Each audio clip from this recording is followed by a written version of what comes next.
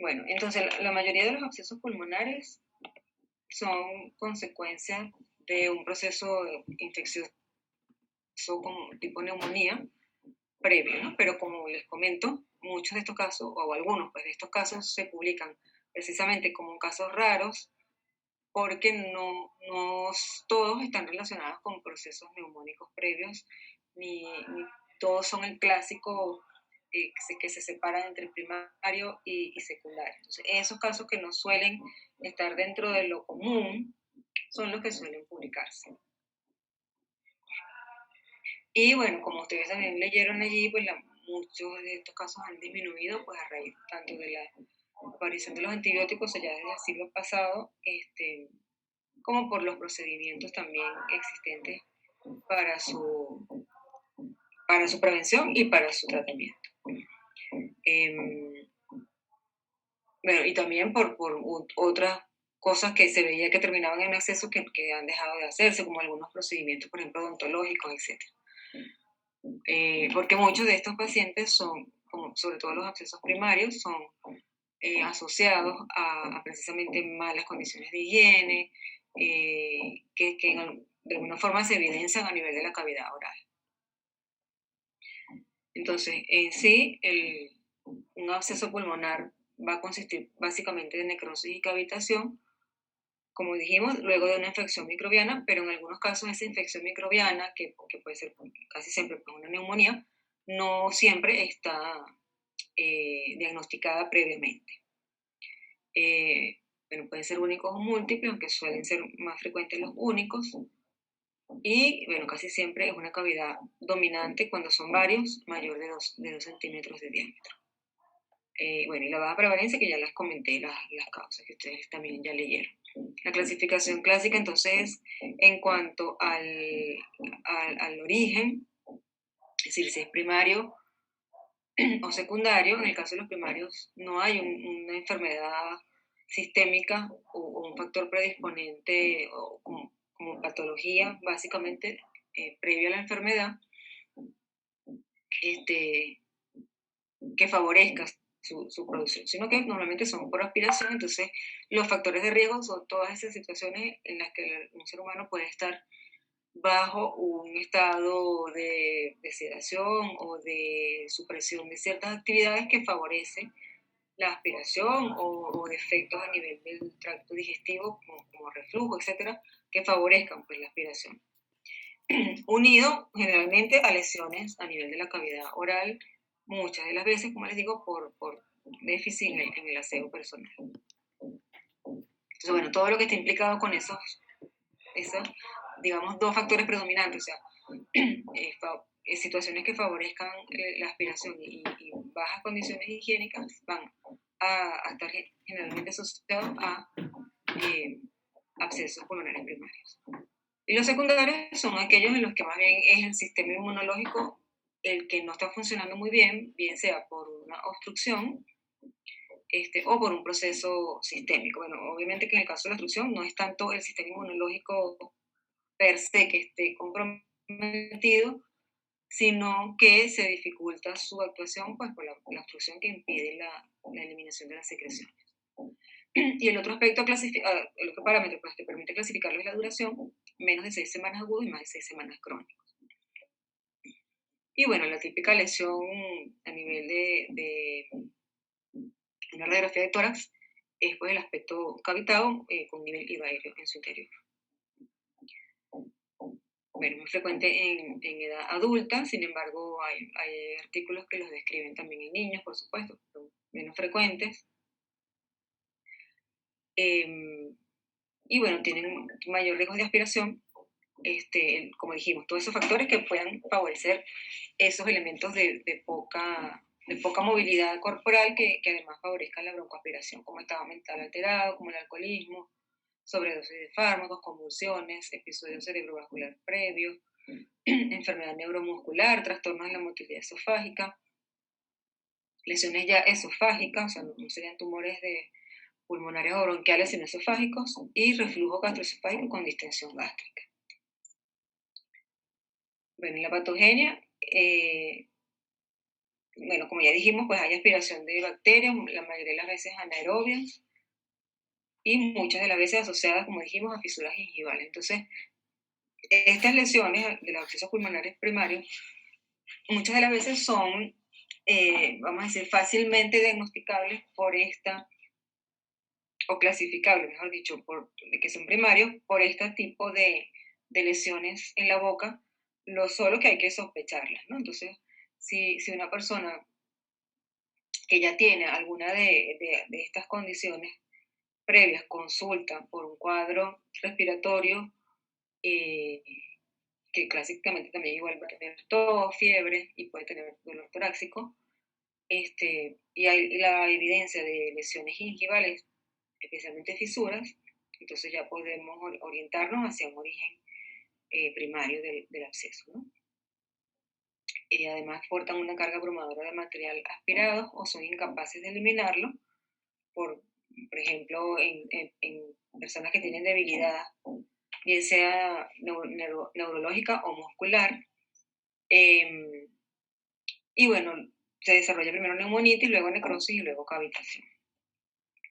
En cambio, en los secundarios, como dijimos, puede ser un trastorno sistémico o una obstrucción. Y la obstrucción puede ser por un cuerpo extraño o por un tumor, bueno, maligno o benigno, ¿no? Pero más frecuentemente eh, malignos son los que están asociados a abscesos pulmonares.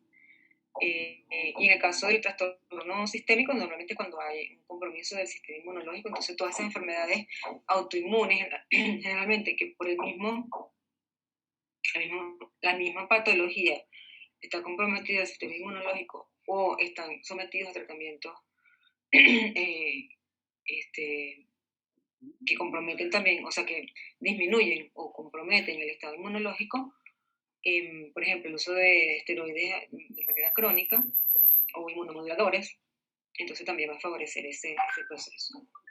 Y otras causas que también producen abscesos secundarios son la endocarditis de válvula tricuspidia y el síndrome de Lemierre, donde hay una infección faríngea por el Fusobacterium necrophorum que se disemina al cuello y termina produciendo una tromboflebitis séptica y posterior entonces puede generar un absceso pulmonar.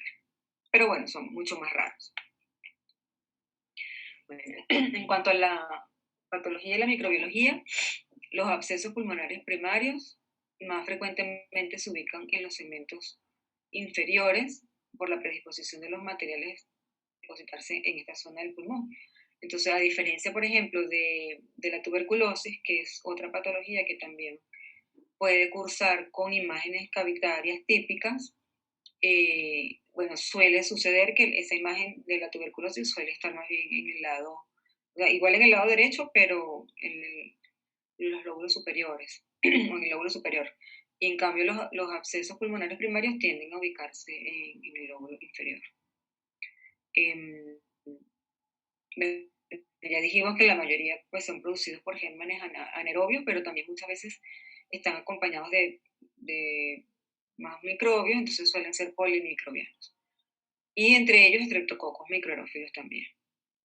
Bueno, normalmente, igual que como la neumonía adquirida en la comunidad, el manejo inicial suele sin necesidad de obtener la muestra para verificar el patógeno específico. Y se utiliza entonces el tratamiento empírico, como ya vimos, con clindamicina, ¿no? Aunque puede utilizarse otros, pero normalmente es el de primera elección. En el caso de que no se aísle el patógeno, se denomina absceso pulmonar inespecífico y se presume entonces que es por anaerobios. Ya cuando es con expectoración pútida o incluso el solo aliento,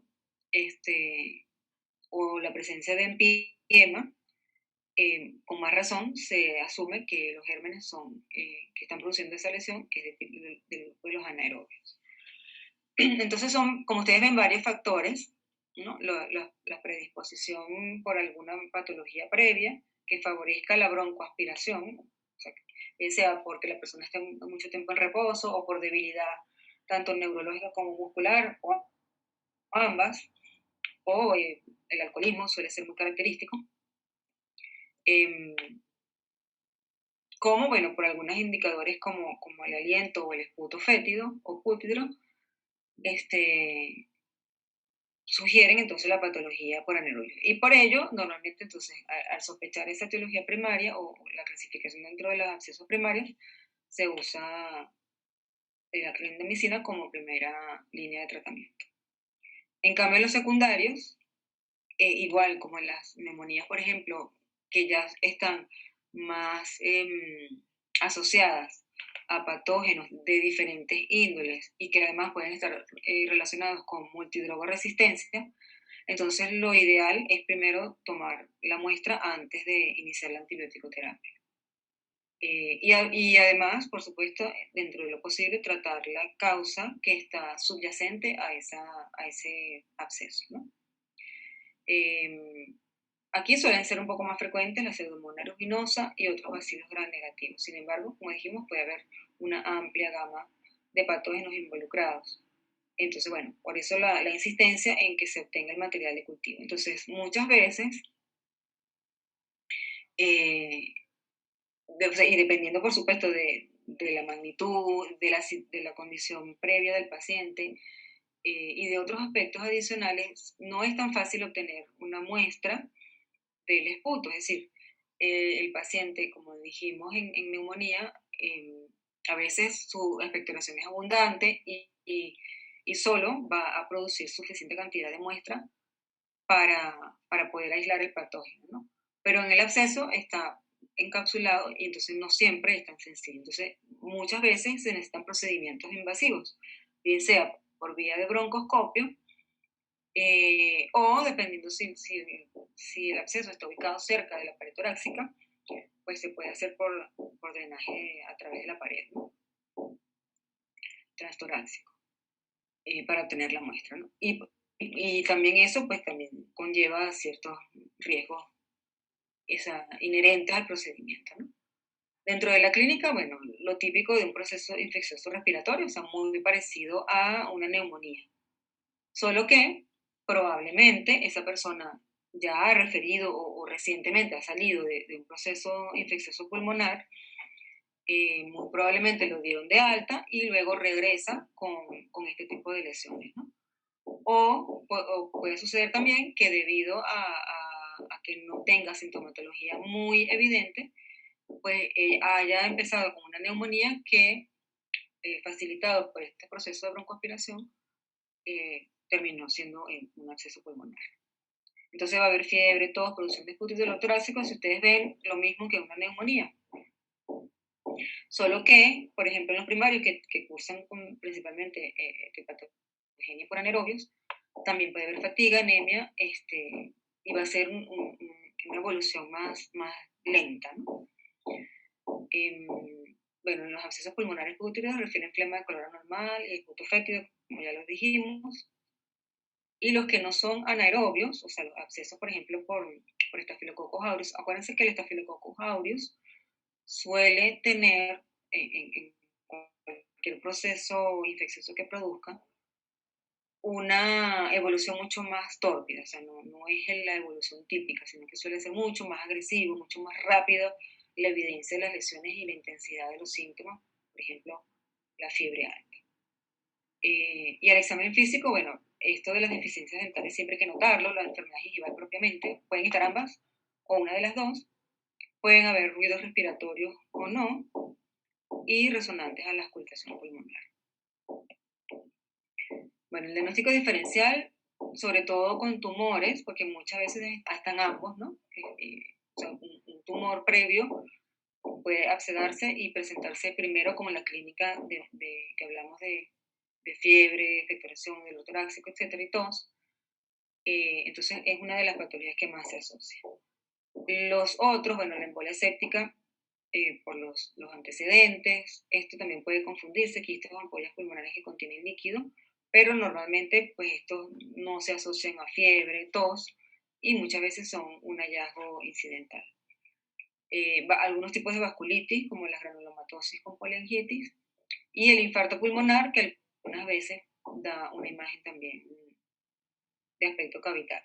o cuando la clínica es con fiebre, que no es lo común, pero puede suceder en algunos casos, inicialmente puede confundirse, aunque normalmente la imagenología pues nos aclara bastante el diagnóstico.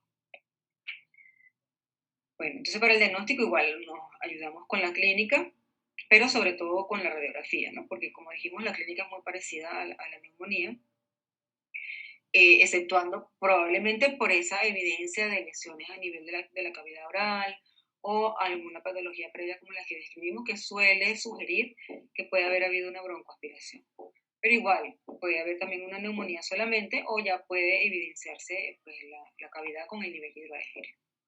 Siempre es recomendable aquí sí hacer una tomografía porque, como dijimos, puede estar asociado a una lesión subyacente tipo tumoral y además porque define mejor pues, la ubicación, si está cerca de la pared torácica o no, la accesibilidad para punción, etc.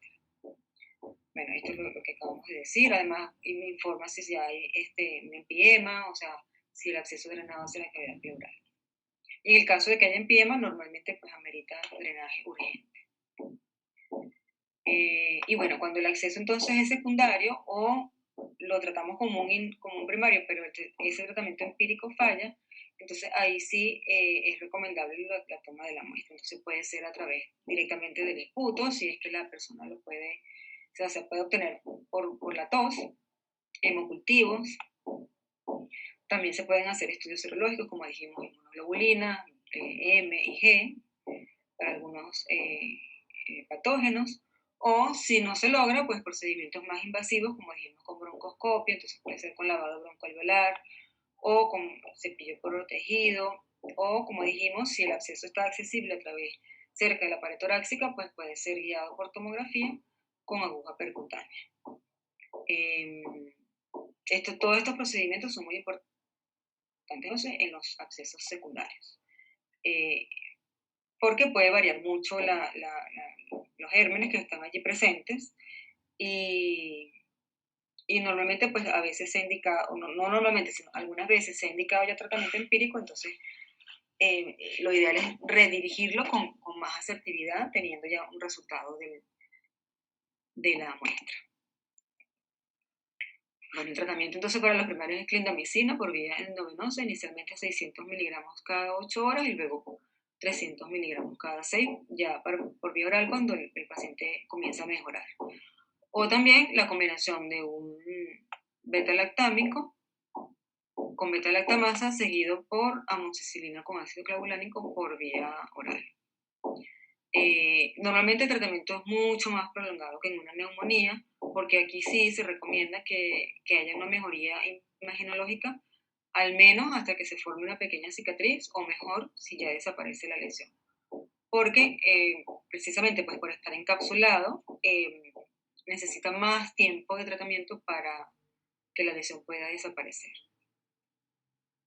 Bueno, en el caso de los secundarios debe enfocarse el patógeno, normalmente aquí el curso es incluso a veces hasta por meses, hasta documentar la resolución del absceso, y bueno, varía mucho dependiendo del estado inmunitario del hospedador, del patógeno o de la enfermedad subyacente, porque por ejemplo, si es un proceso tumoral, bueno, pues habrá que tratar el tumor en caso de ser posible. Y en los casos en que ya tenga más de 6 centímetros, normalmente ahí va a requerir o resección quirúrgica, o si está cercano a la, a la pared torácica, se puede intentar drenaje percutáneo del absceso. Hay factores también que orientan a una mala evolución, bueno, como por ejemplo que haya un cáncer primario, pulmonar, pues la edad avanzada, que siempre es un factor de riesgo, la malnutrición, alteraciones de la conciencia, anemia, ciertas bacterias, sobre todo aerobias, o pseudomonas aeruginosa, o estafilococos, o Klebsiella, y mayor tamaño del absceso. Entonces, como ven, pueden ser factores inherentes al huésped y factores inherentes al patógeno. Dentro de las complicaciones, bueno, una de las más frecuentes es neumatocele o bronquiectasis, sobre todo cuando al inicio se detecta un tamaño grande del absceso. Otras pueden ser recurrencia a pesar del tratamiento adecuado o que sea empiema, entonces haya que drenar el empiema, o que se produzcan hemoptisis por la ruptura del absceso y drenaje paso importante y estas hemoptisis puedan poner en peligro la vida del paciente. Bueno, eso sería todo lo de la clase y entonces vamos a hacer la tarea. Se las voy a compartir para que más o menos vean qué es lo que van a hacer. ¿Y por qué les digo que el artículo es un poquito complicado? Porque tiene mucho de varios tipos de estadística, ¿no? Pero por eso les puse solamente una tabla, y un grupo va a trabajar con la introducción, o sea, un resumen de la introducción, un poco para contextualizar de qué se trata el artículo, y otro grupo va a hablar en forma resumida de la metodología, igual para ver cómo tomaron en cuenta las variables, las mediciones que hicieron. Y bueno, ahí también se menciona un poco los aspectos estadísticos. Okay, entonces déjenme activarla para que la puedan... Creo que ya está activada, ¿no? Déjenme ver.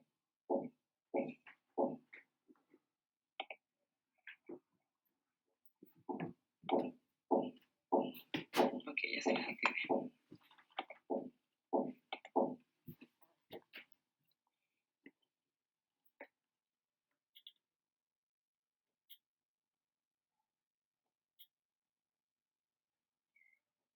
Entonces tenemos el grupo 1, va a resumir la introducción y decir qué tipo de artículo es y el nombre de la revista.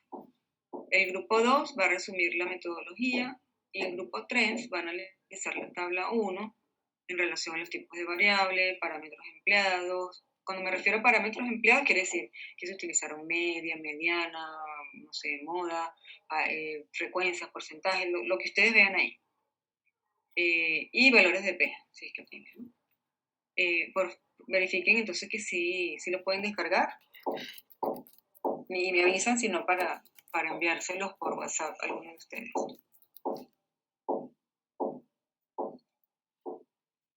Sí, doctora, sí permite descargar. Ok. Entonces les voy a dar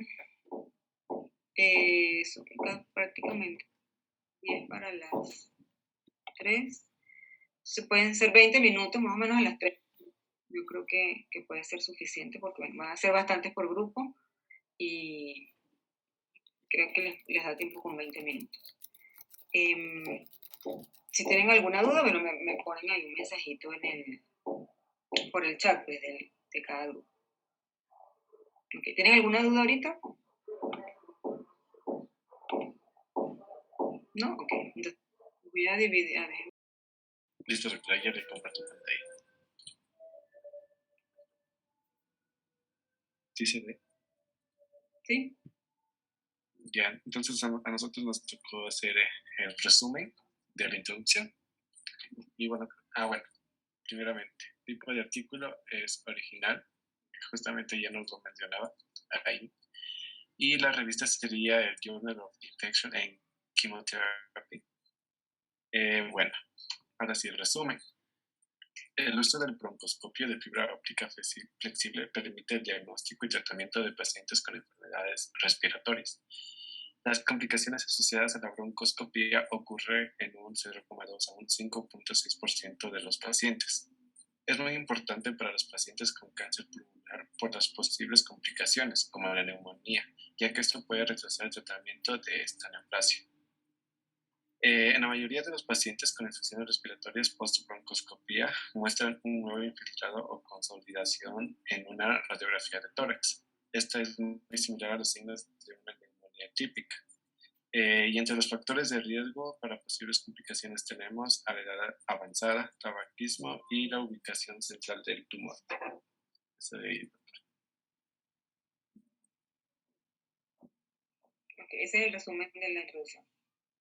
Sí, está bien cortito, la verdad. Entonces, bueno, recuerden que lo suben ahí a la tarea para entonces, colocarle la nota. Y están todos los integrantes Sí, ahí en la lista, aquí están todos. ¿Solamente lo sube una persona? Sí, lo puede subir uno solo y igual yo les pongo la nota. Ya, ahí está, doctor. Ok, el segundo grupo.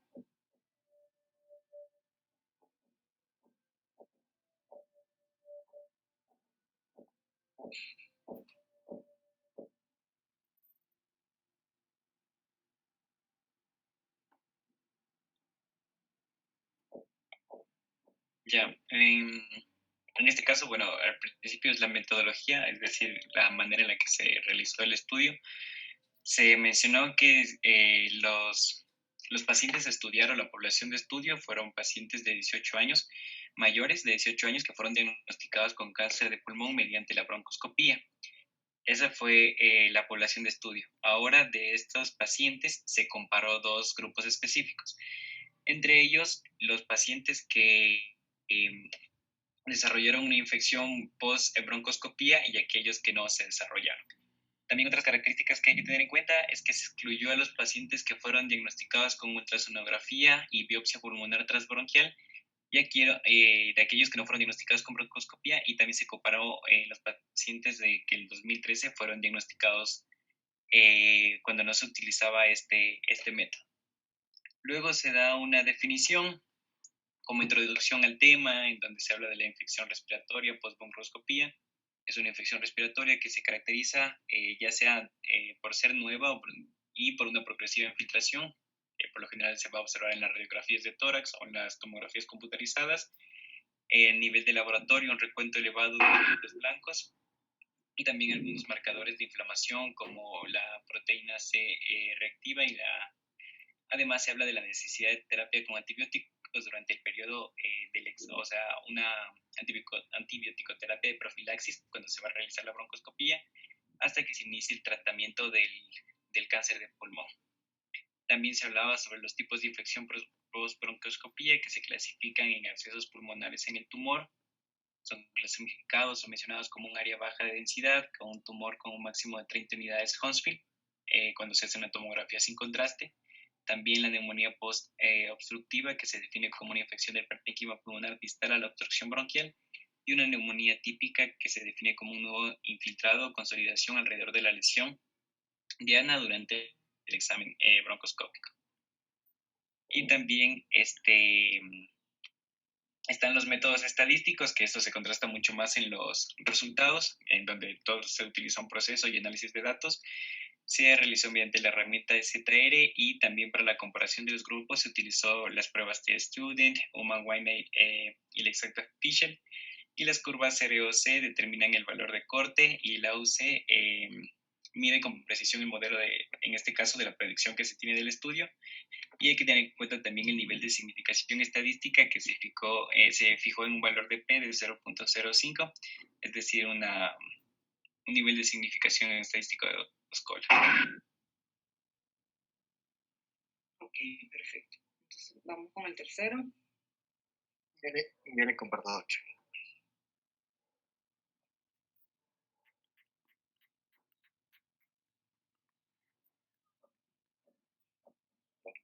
En el tercer grupo hicimos un resumen de los métodos y los factores de riesgo fueron un nivel elevado en al contado de glóbulos blancos y la proteína C reactiva. También un nivel bajo de albúmina sérica, también necrosis y presencia de una cavidad en el tumor. Y nuevamente, sí, se determinó un gran diámetro del tumor. Se me repite aquí, no sé por qué.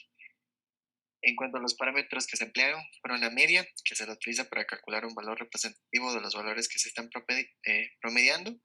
Y en cuanto al análisis de P, se determinó que los pacientes con factores de riesgo son los que se encuentran con un valor de P eh, menor a 0.05 y serán los que desarrollarán infecciones tras la realización de una broncoscopía.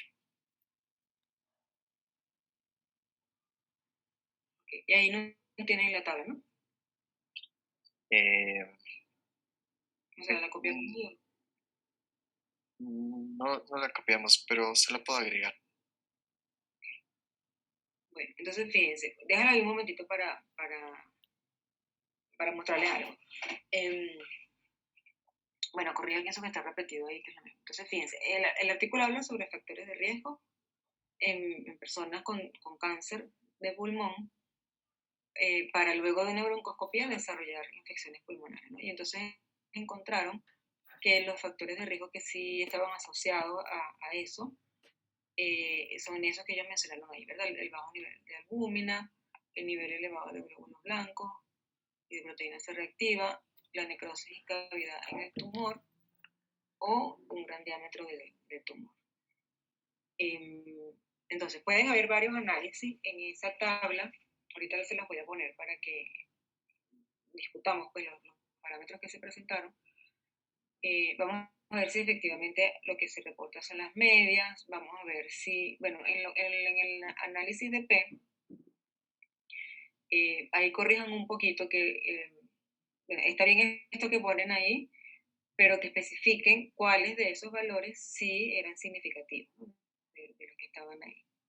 Okay, lo completan ahorita con lo que yo les voy a explicar. ¿Ok? Sí, doctora. Ok, entonces déjenme compartir para que hagamos el ejercicio entonces en esta parte. Entonces, déjenme compartir el artículo directamente. ¿Sí lo ven? Sí, doctora. Entonces, bueno, efectivamente es un artículo original, aquí lo dice, ¿verdad? Habíamos dicho que el Sevier, ¿qué es lo que es? Es un Una repositorio. revista. Ajá, no es una revista, es como un repositorio, una editorial, ¿verdad? Que tiene muchas revistas incluidas en su haber, pues. Y entonces esta revista, Journal of Infection and Chemotherapy, es una de las que maneja el Sevier. ¿Okay? Bueno, el artículo es reciente, del 2021. Y es realizado en Japón. Okay, entonces, bueno, ya mostraron la introducción, más o menos qué se estudió, o sea, pacientes con cáncer, y se ve, lo que se quería ver eran qué factores de riesgo se asociaban más al desarrollo de infección respiratoria luego de la broncoscopía. Entonces, cuando uno habla de factores de riesgo, normalmente no, o sea, necesita una prueba estadística que mida o la predicción, o sea, que prediga tales parámetros van a predecir con tanta sensibilidad, tanta especificidad, que estas personas sí van a desarrollar o no van a desarrollar una infección, ¿no? O también que diga, bueno, cuánto es de probabilidad, de riesgo de que una persona con un cáncer de pulmón que le hagan una broncoscopía desarrolle una infección en relación a otra que no le hagan el procedimiento o que no tenga cáncer, dependiendo con qué lo hayan comparado, ¿no? Entonces, en ese caso es cuando normalmente hablamos de las pruebas como el odds radio o como el riesgo relativo o el hazard radio, que dependiendo del tipo de estudio, van a recibir esos diferentes nombres, pero en realidad significan más o menos lo mismo. O sea, dicen tales factores como esos que ellos mencionaron, sí se asociaron a mayor riesgo de desarrollar infección. Por eso es que ustedes ven aquí, en esta parte de la metodología del resumen, vamos a ponerlo un poquito más grande para que lo veamos mejor. En el resumen, bueno, describen tantos pacientes, incluyeron 20 pacientes con infecciones. Los factores de riesgo para infección fueron estos: necrosis o cavidad, o sea, cavidad en el tumor, P menor a 0,01, es decir, que esa P fue significativa. Un tamaño grande del tumor, fíjense que para ellos un tamaño grande fueron 3 centímetros. Con esta P, que también es significativa. Y un nivel bajo de albúmina sérica. Entonces, esos fueron los 3 factores realmente que dieron una P significativa menor a 0,05. Además, entonces, desarrollaron un score de predicción con estos factores de riesgo. Entonces, para eso se puede utilizar, por ejemplo, esto que mencioné acá, que es las curvas ROC o ROC, en las cuales se habla del área bajo la curva. Igual se menciona entonces un intervalo de confianza y mientras ese valor esté más cercano de 1, pues es mejor, o sea, es más alta la sensibilidad y la especificidad. Y no encontraron diferencias en cuanto a la edad, a fumar, a hallazgos anormales en la broncoscopia, aunque estos habían sido reportados previamente como factores de riesgo. Si ustedes recuerdan en la introducción, ellos hablaron de que habían comparado con un estudio parecido en el 2000, o no un estudio parecido, sino con los datos del 2013, cuando no se realizaba la broncoscopía como broncoscopia flexible para diagnóstico de cáncer de pulmón, sino que se utilizaba, por ejemplo, la biopsia transtorácica, o no sé qué otra metodología mencionaron por ahí, creo que era biopsia por otra vía, no recuerdo bien cuál, pero no se utilizaba la broncoscopía pues, como metodología para método de diagnóstico. Ok. En total, 12 pacientes tenían absceso pulmonar, que fue una mayor incidencia en relación a los del 2013. Aquí la incidencia fue 3.7 casos y aquí fue, por ciento, perdón, y aquí fue 0.8%. Entonces, fíjense que a pesar de que se describe como una patología que ha bajado mucho su incidencia por el tratamiento con antibiótico y la mejoría de los métodos o procedimientos, sobre todo odontológicos, en este caso de pacientes con cáncer, parece que estamos hablando de un grupo restringido, más bien hay una mayor incidencia de casos de absceso, o sea que sigue siendo una patología en ciertos contextos relativamente importante. Bueno, entonces de esta metodología, perdón, déjenme subir aquí para mostrarles. Esto de lo que vamos a hablar de la estadística otra vez para que lo vayan entendiendo un poquito más.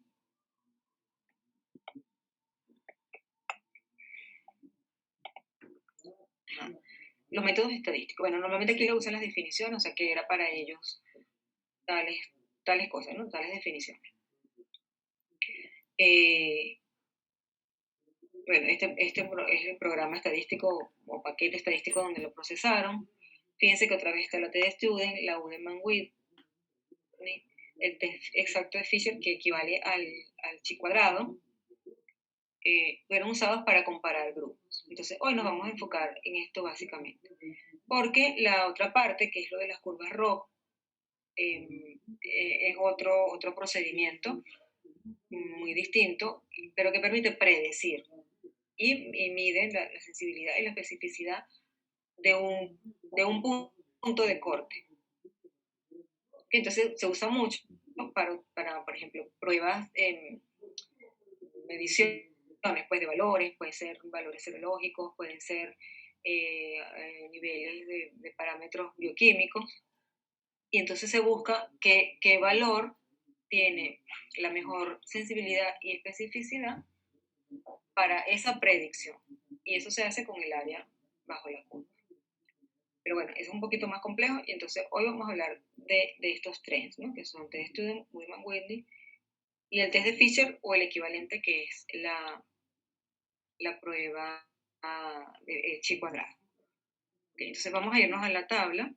Perdón, aquí les iba a mostrar también. En los resultados, por ejemplo, muestran los odds radios, que aunque no los mencionan aquí, también los reportaron. Por ejemplo, necrosis y tumor, o sea, la presencia de necrosis y cavidad en el tumor mostró el mayor odds radio de 6,33, perdón, con un intervalo de confianza entre 2.07 y 18.5, con una P significativa, ¿verdad? Menor de 0,001, que obviamente es menor que 0,05.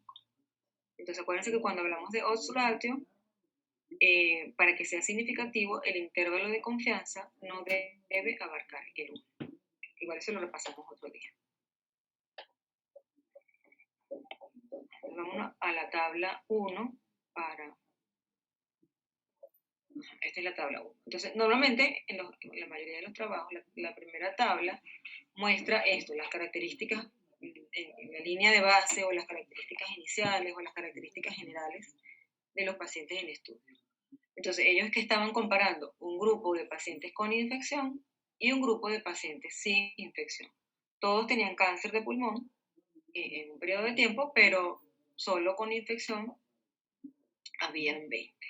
Entonces, este p-valor va a comparar si habían diferencias significativas en cuanto a estos valores o a estas variables entre ambos grupos. ¿Okay? Entonces, eso es un poquito lo que yo quería que pusieran, si quieren, van copiando, o déjenme poner a grabar por si quieren, y así van aprendiendo, porque la idea de esto no es fastidiarles la paciencia, ni nada por el estilo, ni pretender que ustedes sean expertos en estadística, porque yo tampoco lo soy, pero al menos que en la medida que de lo posible y a través de la práctica vayan viendo que podemos ir entendiendo mejor la literatura científica, y entonces podemos hacerlo de manera un poquito más crítica, más útil a la hora, sobre todo, por ejemplo, de hacer sus tesis, o cuando lleguen al posgrado, o cuando quieran simplemente interpretar como que la validez, o la importancia, o la relevancia de esos datos, o del tipo de estudio. Ok, entonces, ¿qué variables tenemos aquí? Edad, sexo, enfermedad subyacente, ¿no? Entonces incorporaron aquí el EPOC, neumonía intersticial, ¿no? Si era fumador, si habían agentes inmunosupresivos, el tratamiento con agentes inmunosupresivos, si tenían síntomas. Bueno, vamos a irnos con estos primero, ¿okay? Porque los otros después pueden servir simplemente como otros ejemplos de lo que quiero señalar. Entonces, ustedes ven aquí, por ejemplo, median IQR years, sex, male, female, underlying disease, N porcentaje. Entonces, bueno, en algunos otros trabajos que hemos visto, yo les había comentado que las variables de tipo, bueno, vamos a hacer el ejercicio. Por ejemplo, age, ¿qué tipo de edad, perdón, qué tipo de variable es? Cuantitativa. Exacto, es una variable cuantitativa. ¿Y sexo? Cualitativa. Cualitativa. Eso es lo primero que tenemos que recordar. Entonces vamos a ir viendo cada una de ellas a ver si lo podemos sacar simplemente por leerla. Enfermedad subyacente, ¿qué será?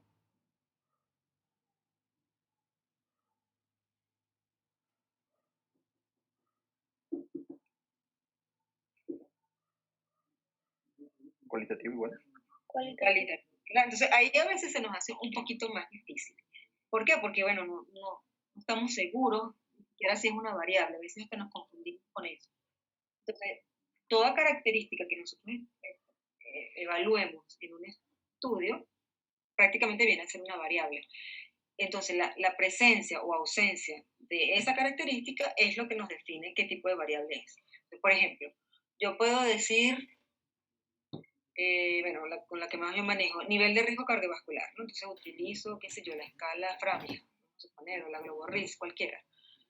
Entonces, eso me va a dar un número. ¿Okay? Me va a decir, esta persona tiene 5, tiene 20, tiene 10, tiene 15, un número. Porque responde, dentro de esa escala, responde muchas variables, ¿no? El sexo, edad, nivel de colesterol, hipertensión, no sé qué, bla, bla, bla. Todo eso, hay un algoritmo que me dice tiene 5, o tiene 10, o tiene 20. Entonces, ese número es una variable cuantitativa. Pero si yo ese mismo dato lo transformo en su interpretación, puede ser que tenga un riesgo bajo, un riesgo moderado, un riesgo alto, un riesgo muy alto, dependiendo de lo que la escala que yo estoy utilizando me defina. Igual sucede, por ejemplo, con el índice de masa corporal, ¿verdad? Cuando nosotros medimos el peso y la talla y buscamos la calculadora y calculamos el índice de masa corporal a cada persona, nos va a dar un número. Esa es una variable cuantitativa.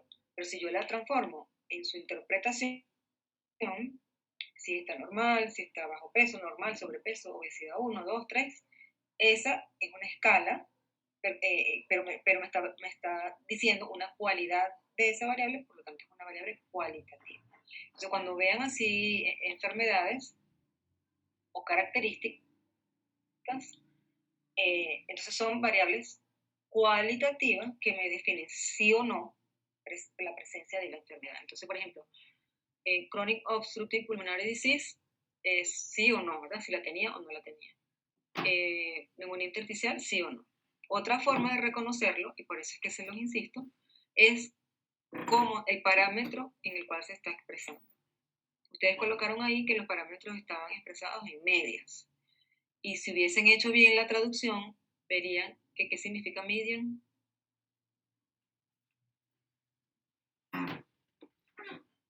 Mediana. Mediana, ¿verdad? Entonces corrigen eso ahí también. ¿Ok? Entonces no es lo mismo la media que la mediana. Yo sé que ustedes vieron estadística hace mucho tiempo, pero no sé si tal vez se acuerdan cuál es la diferencia, o quizás ya yo se los he mencionado en alguno de los otros ejercicios que hemos hecho. ¿Cuál es la diferencia entre la media y la mediana?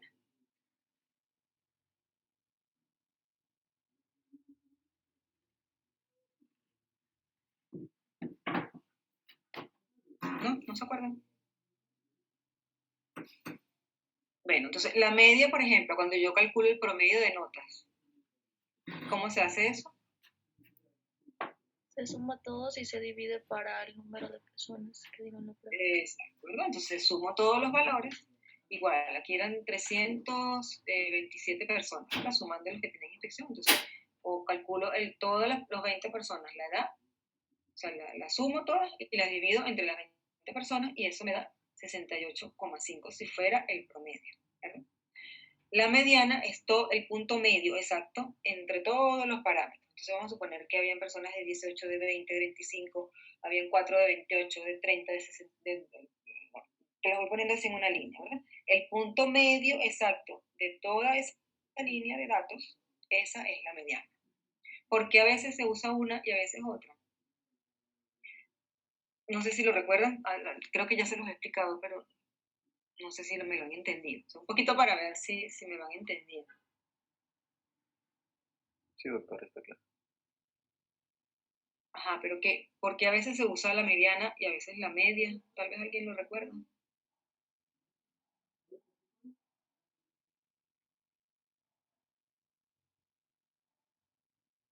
Ajá, bueno, no lo recuerdan. Entonces, hay valores, o sea, yo puedo recoger los datos de un grupo de personas.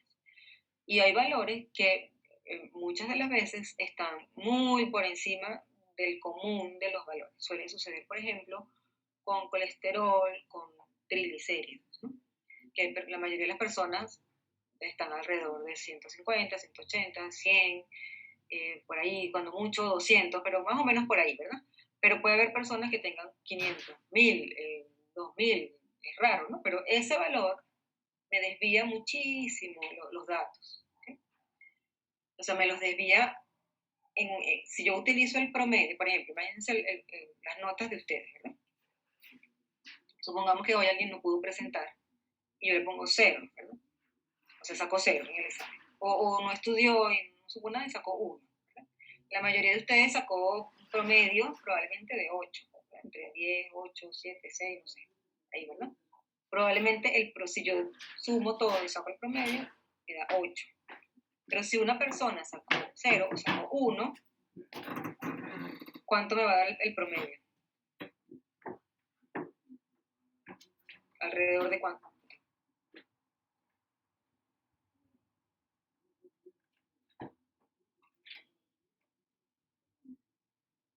O sea, doctora, dijo entre dos datos, entre un 8 y un 1. Ajá, si yo tengo, por ejemplo, 10 personas que sacaron 8 y una sacó 1, más o menos, ¿cuánto me da el promedio? Siempre un promedio tal vez de un 6 más o menos. Podría ser. Está mucho más abajo, ¿verdad? Mucho más abajo porque el 1 me va a bajar mucho ese promedio. Pero eso no es fidedigno de esos datos, porque la mayoría de las personas sacan 8. Entonces, eso significa que me desvía mucho la realidad. En esos casos se utiliza la mediana, porque la mediana va a estar alrededor, en el punto medio. O sea, por ejemplo, un 4,5, un 5. ¿Okay? 4,5 probablemente. En cambio, el promedio me va a estar por ahí, por 2, 3. Por eso, y para eso existen pruebas que me dicen, aquí usted tiene que utilizar la mediana, o sea, la distribución de sus datos es distribución no normal, por lo tanto debe utilizar la mediana. O la distribución de sus datos es de distribución normal, existen pruebas que me permiten hacer eso. Entonces, estos datos están en la edad, por ejemplo, probablemente habían personas que tenían, no sé, 18 años, o no sé, a lo mejor habían niños, no recuerdo el rango de edad, pero aquí está de 64 a 78. Pero había mucha distorsión y probablemente por eso calcularon la mediana, ¿no? Porque la prueba de normalidad les dijo, no, esta distribución es no normal y usted tiene que calcular la mediana. Entonces la mediana se acompaña del rango intercuartílico, que es esto IQR. Ah, no, perdón, este es el rango intercuartílico, que significa el rango 1 y el rango 3. Y la mediana es el rango 2, que es esto. Bueno, este valor de P entonces, ¿será significativo o no?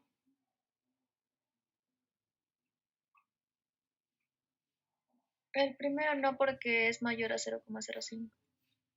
Exacto, entonces un valor mayor a 0,05. ¿No? El segundo, Tampoco.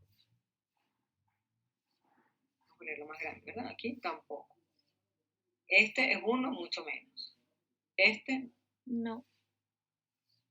No. Este tampoco, No. No. ¿Cuál sería? ¿Cuál sí sería? Other sería 1.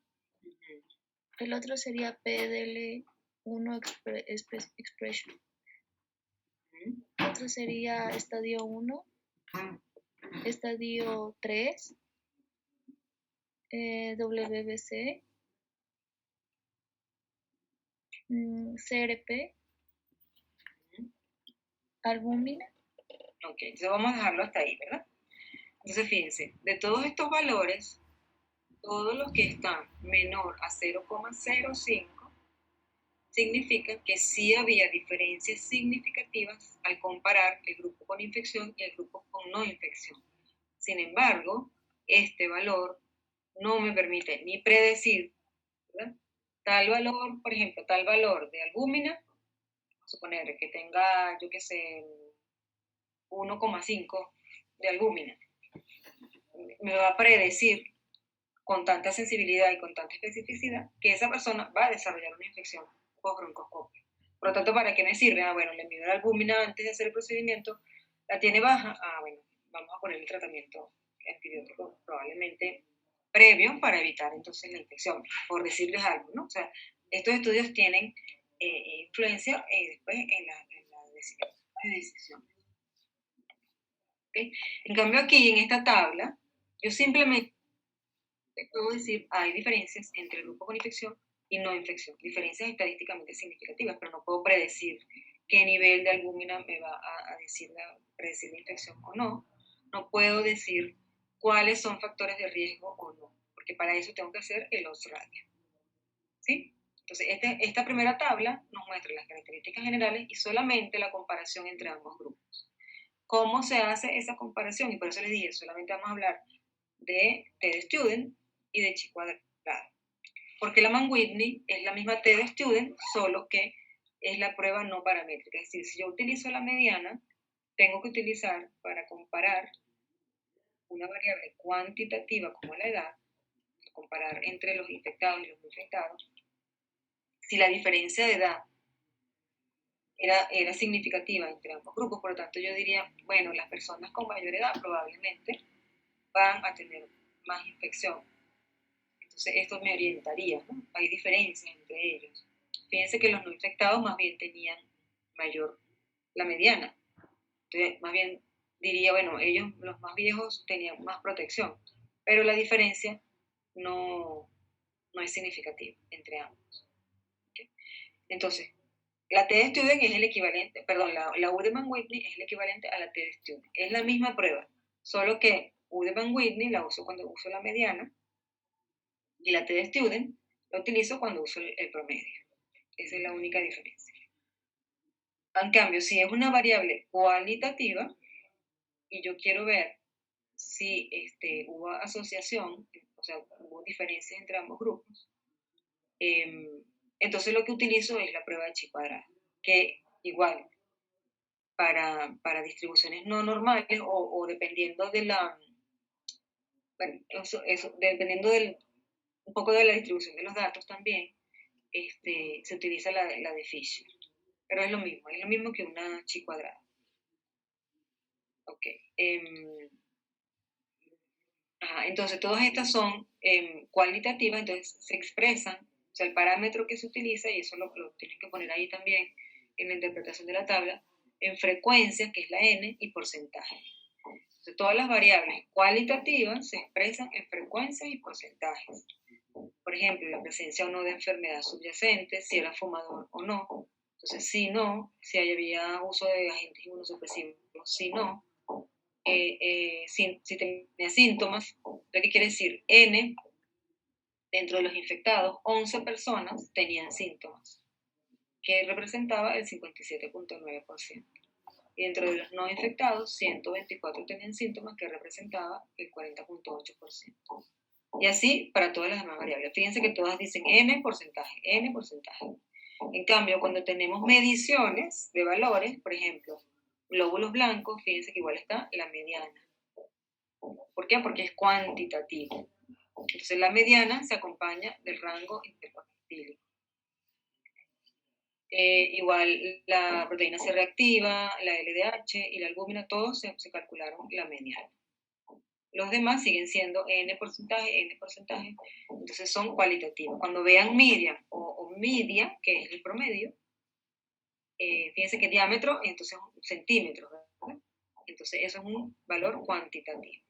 Y así, bueno, pueden ir bajando y viendo cuando es una variable cuantitativa, eso también me orienta, ¿verdad? Si yo no estoy segura si es una variable cuantitativa o es una variable cualitativa, veo qué parámetro lo está expresando. Por ejemplo, aquí media, el número de biopsias hechas. ¿Qué mediana de biopsias tuvo esa persona? Y el rango intercuartílico. Ok, entonces les iba a explicar un poco lo de la P, porque algunas personas lo tienen claro, pero no estoy segura si todos. Entonces lo voy a mostrar aquí rapidito y lo dejamos hasta ahí. Ya, aquí. Entonces corrigen esas cosas que les dije en la tarea que suba el grupo 3, ¿ok?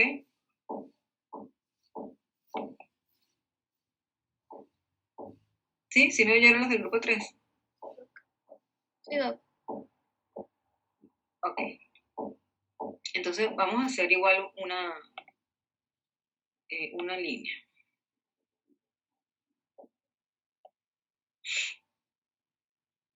Ok, y vamos a poner aquí, vamos a hacerlo así manual para no durar tanto. Bueno, vámonos aquí, o en el medio, no importa, vamos a ponerlo aquí en el medio. Vamos a poner que este es el 0. Okay. Y aquí tenemos el valor de 1. Okay. Hacia acá tendríamos los valores negativos, ¿no? Entonces, vamos a suponer que es menos 1. Hoy no necesitamos hablar de esto porque no vamos a ver valores negativos. Ok, entonces, la mitad entre 0 y 1, ¿cuál es? Vamos a suponer que la mitad cae aquí más o menos. 0,5. 0,5. 0,5, ¿no?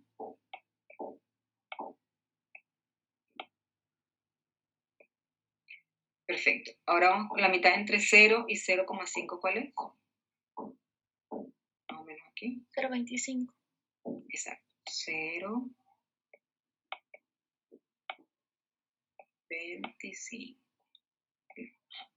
Entonces habíamos dicho que el valor de P, para que sea estadísticamente significativo, con un nivel de confianza del 95%, que es lo que usan la mayoría de los estudios, por no decir todos, ¿cuánto tiene que valer, cuánto tiene que ser para que sea estadísticamente significativo? 0,05. menor, ¿verdad? Menor de 0,05.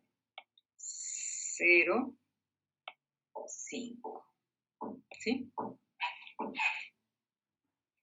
Menor, ¿verdad? O sea que si yo tengo 0,05, ya no es significativo. Pero todo lo que esté por debajo de ese 0,05, o sea, 0,04, inclusive yo le pongo aquí otro número, ¿verdad? Que en realidad este 0 no tiene significancia.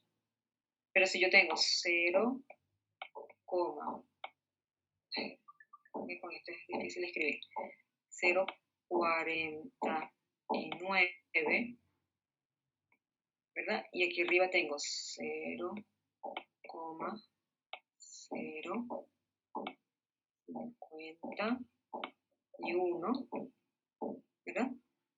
¿Este es mayor que 0,05 o menor? Mayor. Es mayor, ¿verdad? ¿Y este? Menor. Menor, ¿verdad? Entonces todo lo que esté 0049, 0048, 0047, todo lo que esté menos de eso es una P significativa. Si lo ubicamos aquí en esta recta, vamos a seguir dividiendo, ¿verdad? ¿Cuánto es la mitad entre 0 y 0,25?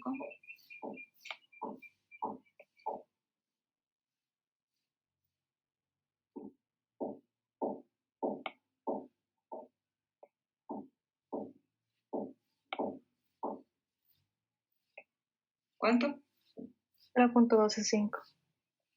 0,125. Si lo dejamos con dos cifras, pudiéramos redondear a 0,13, pero bueno, vamos a dejarlo así, ¿verdad? Y si nos vamos aquí a todavía la mitad, ¿cuánto sería?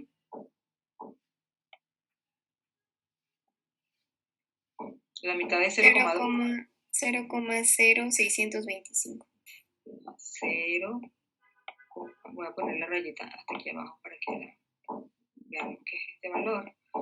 0,0, por fin aparece un 0. 6, ¿verdad? Vamos a dejarlo así para no escribir tanto. Porque vamos a suponer que eliminamos este, para dejarlo con un solo número, o sea, dos decimales nada más, y entonces se nos hace como más sencillo. Entonces, por fin aparece un 0 después de la coma, ¿verdad? Pero todavía este 6 es mayor que 0,05. Entonces, fíjense el rango, si lo ponemos en esta recta, ¿verdad? El rango de significancia, ¿verdad? Todavía sería más o menos por aquí. Menor de esto. Bueno, estoy difícil aquí en esto tan chiquito, ¿no? Pero si yo lo pusiera más grande, ¿verdad? Para explicarlo mejor.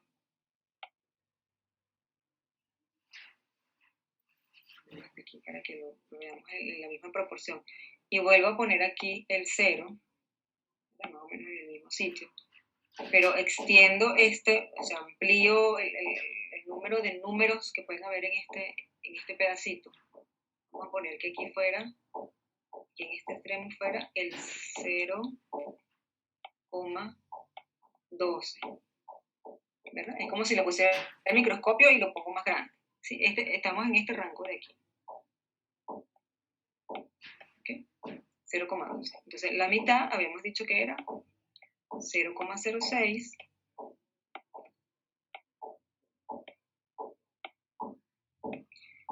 Y más o menos la mitad sería ¿cuánto?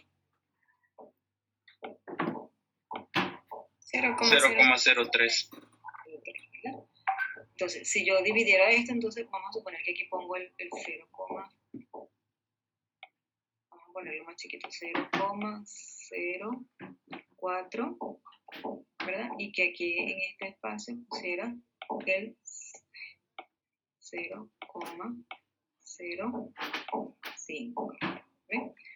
Y aquí estuviera el 0, ¿verdad? Entonces, el valor de P va a estar, vamos a agarrar otro colorcito para ubicarse mejor, va a estar entre este valor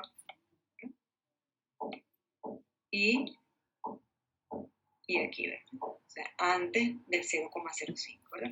Todo lo que esté en este rango, 0,49, 48, 47, 46, 45, 44, 43, 42, 41, 40, 0,39, 38, todo 0,20, 0,0, perdón, todo 0,01 hasta 0,00000. Todo este rango es un p-valor significativo. ¿Ok? Entonces, si nos vamos porque a veces nos confundimos con este 0 de aquí, entonces nos parece que 0,5 es significativo, pero no nos acordamos que tiene que estar este 0 antes, o 0,4 por ejemplo. ¿Okay? Entonces vamos a volver a la tabla para volver a practicar, porque me di cuenta que solo una persona respondía a los valores, entonces los demás que tal vez no lo tengan tan claro, o quizás otra persona que también quiera participar, lo puede decir. Entonces les voy a compartir otra vez la tabla y les voy preguntando. Por ejemplo, Anthony Didi. Sí, doctora. Este valor, por ejemplo, 0,506, ¿será significativo o no? No, no sería significativo eso, doctora. No es significativo porque fíjense que aquí no hay ningún 0 después del puntico. Entonces no es significativo. Chévere, Antonio. Jan David. Sí, doctora. ¿Este valor?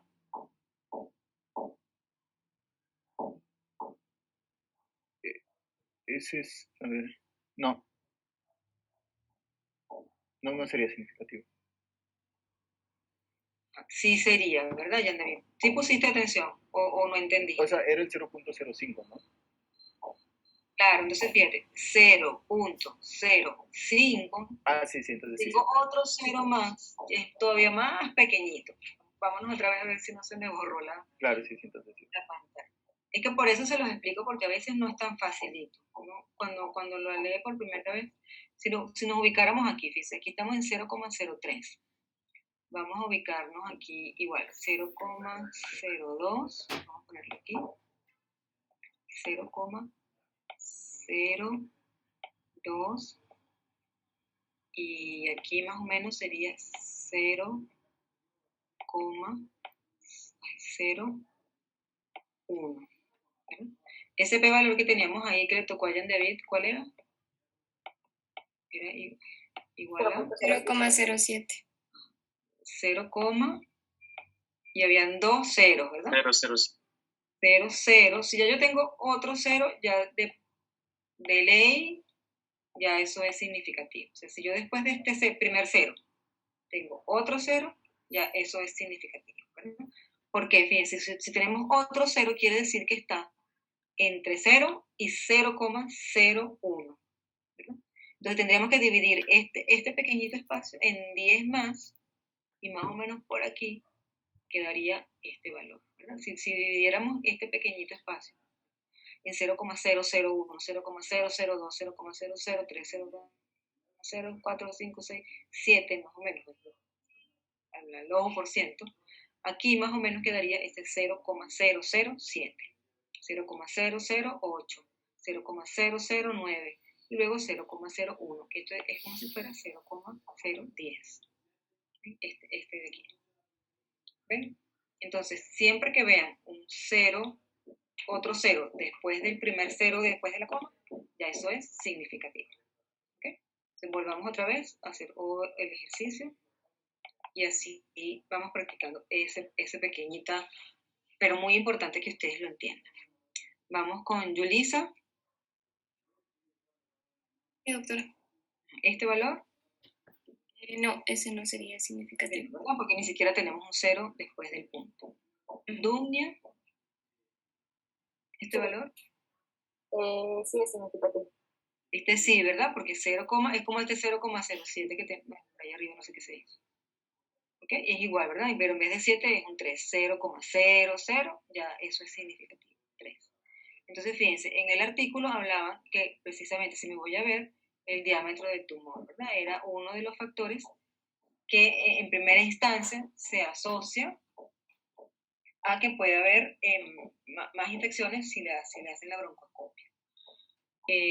Pero sin embargo, esta tabla no me permite decir si es un factor de riesgo o no es un factor de riesgo. Solo me permite comparar dos grupos. Entonces, cuando yo comparo dos grupos, utilizo una T de student, ¿verdad? Si la variable es de distribución normal. Entonces, por ejemplo, aquí, que la variable está expresada en términos de mediana, y yo les dije, bueno, cuando se usa la mediana, no se usa la T de student, sino su equivalente, que es la Udemann-Whitney. ¿Okay? Él va a comparar lo mismo, ¿verdad? Me va a decir, ¿hay diferencias o no significativas entre el grupo que se infectó y el grupo que no se infectó en cuanto a la edad? Como su valor no es, el p-valor no es estadísticamente significativo, haciendo la prueba de Mann-Whitney,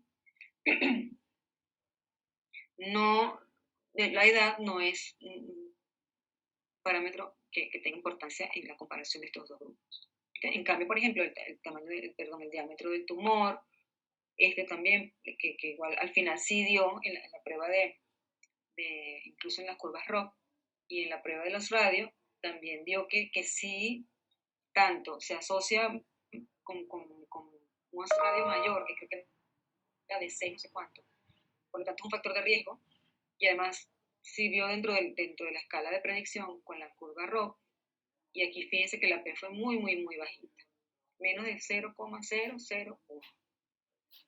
Ok, la otra prueba que, como les digo, se utiliza para comparar, pero simplemente me dice si hay asociación o no entre ambas variables, o sea, entre la presencia o no de infección y, por ejemplo, enfermedad subyacente, que es la prueba de chi cuadrado. Entonces, igual me va a dar un valor de P, y en este caso, fíjense que no había ninguna asociación. En este caso 1 y aquí me dio 0,19. Ok, cuando hablo de chi cuadrado, eso ya para finalizar, ¿qué se me hizo aquí? Una pizarrita. Ajá, entonces, recuerden, cuando tengo variables cualitativas, que si déjenme ponerlo con texto, que es un poquito más fácil de escribir. Cuando tengo variables cualitativas, quiero ver si hay asociación entre ellas, o las quiero, sí, asociación, utilizo la chi cuadrado. La chi cuadrado se escribe también así. Entonces sería un superíndice, pero como x al cuadrado. ¿Okay? Y cuando son variables cuantitativas, yo quiero comparar dos grupos, en este caso, por ejemplo, los infectados y los no infectados, entonces utilizo el t-test o t de student. Entonces, el equivalente no paramétrico de la t de student se llama Udemann-Whitney.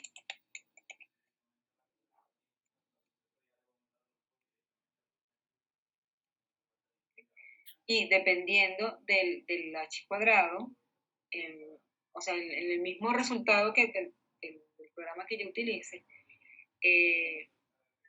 puede ser que sea la h cuadrado o la Fisher. O sea, cualquiera de las dos me indica lo mismo, ¿no? Pero depende también de la distribución de los datos. Pero son pruebas equivalentes. Entonces sirven para variables cualitativas estas dos y estas para variables cuantitativas. La otra que puedo utilizar también para variables cuantitativas, pero ya no para dos grupos, sino para más de dos grupos, es la prueba de ANOVA. Entonces también vamos a ponerlo aquí, cuantitativa, ANOVA, que también se llama análisis de varianza. Okay, bueno, entonces por ahora lo dejamos hasta aquí. Quería un poco repasar esta partecita que yo sé que al principio cuando uno está empezando con esto de estadística lo confunde mucho y no entiende bien qué es menor, qué es mayor. Un poco porque la matemática a nosotros ya se nos ha olvidado un poco. Entonces, bueno, nos cuesta, pero es simplemente cuestión de práctica. Y por eso les pongo cada vez que puedo artículos, para que practicando, pues lo van entendiendo más. Y así cuando ya lo van leyendo, entonces ya la tabla la interpretan mejor. Fíjense que ahorita dijeron, no, ahí estaban las medias y prácticamente más nada. Primero, no corrijan eso, ¿verdad? Ahí no habían medias, por lo menos yo no vi. Todas eran medianas. Fíjense, mediana. Ay, perdón, aquí lo estoy viendo yo sola. Vamos a compartirlo para para verificar. Mediana, mediana, mediana, mediana, mediana, mediana, mediana.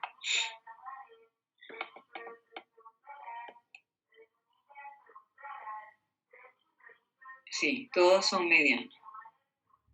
Y rango intercuartílico, que lo acompaña siempre. En cambio, a la media lo acompaña la desviación estándar. Siempre se coloca como para ver un poco la distribución de esos datos. Porque la desviación estándar me dice como la curva esa de Gauss, la campana de Gauss, el medio, o sea, el promedio estaría donde está la mayoría de las personas, ¿no? Y los extremos serían como esa desviación estándar. Entonces, si por ejemplo hay muchos, vamos a poner que fuera la edad, si hay muchos viejitos, entonces la curva se va a desviar más hacia el lado de la mayor edad. O si es un estudio que más bien incluye personas desde 18 hasta, qué sé yo, 100 años, pero la mayoría están alrededor de los 30, entonces la curva se va a desviar hacia ese valor. ¿Quedó otra cosa por aquí? Bueno, creo que más nada.